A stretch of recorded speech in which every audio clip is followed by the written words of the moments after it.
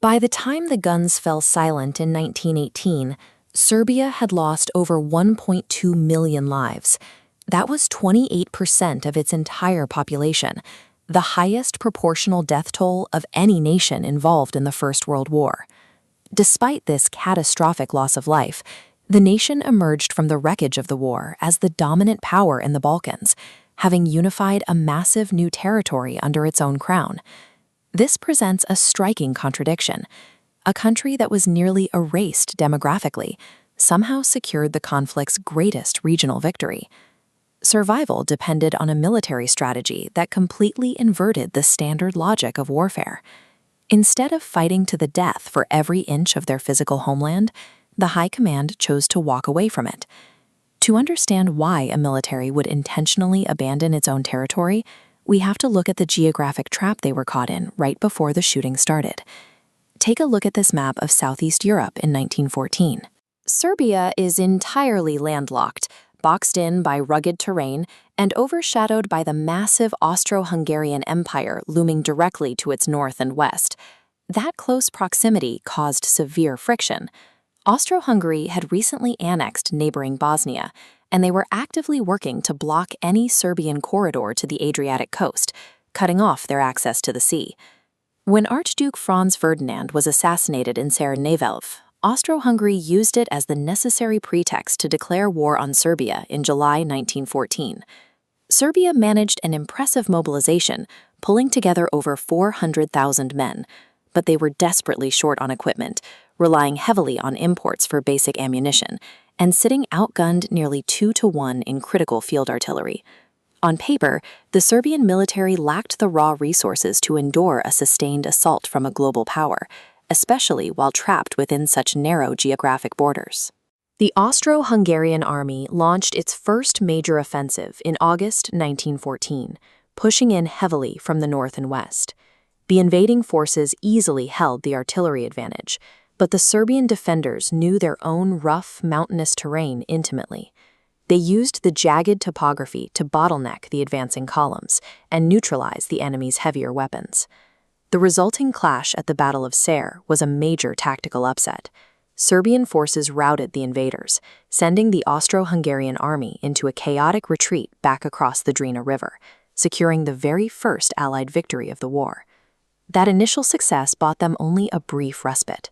A second invasion attempt quickly bogged down into grueling trench warfare along the riverbanks, resulting in staggering casualties of up to 40,000 men for each side.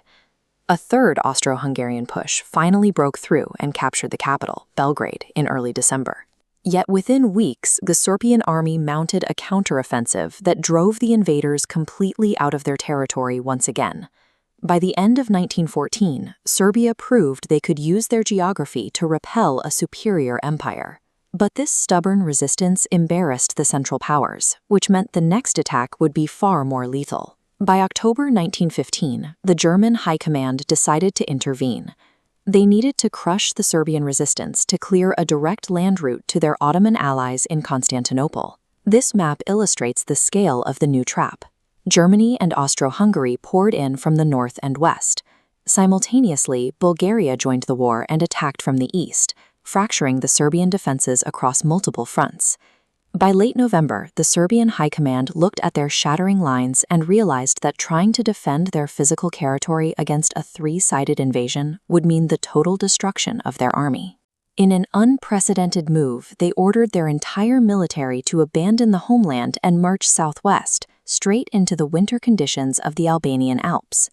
This became known as the Great Retreat, a winter track through sub-zero alpine conditions with zero supplies.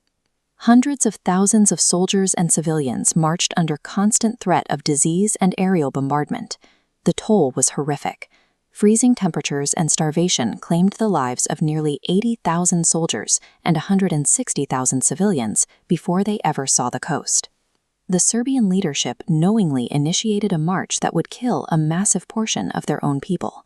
They calculated that losing the physical geography of the nation was the only way to keep the army, and the idea of the nation, alive.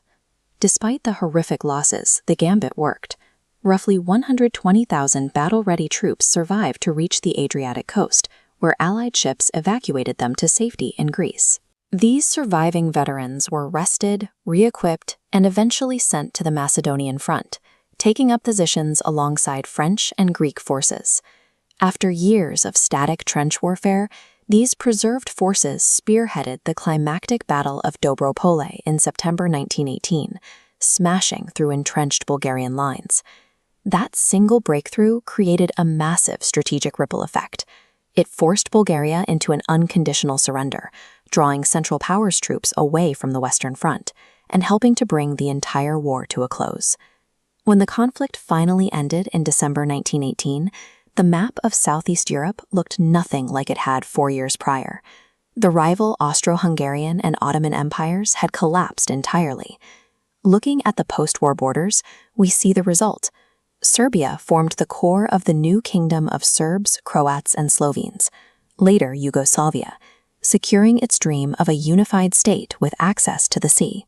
Serbia became a dominant regional power by sacrificing its physical geography to preserve the only force capable of winning it back, the army itself.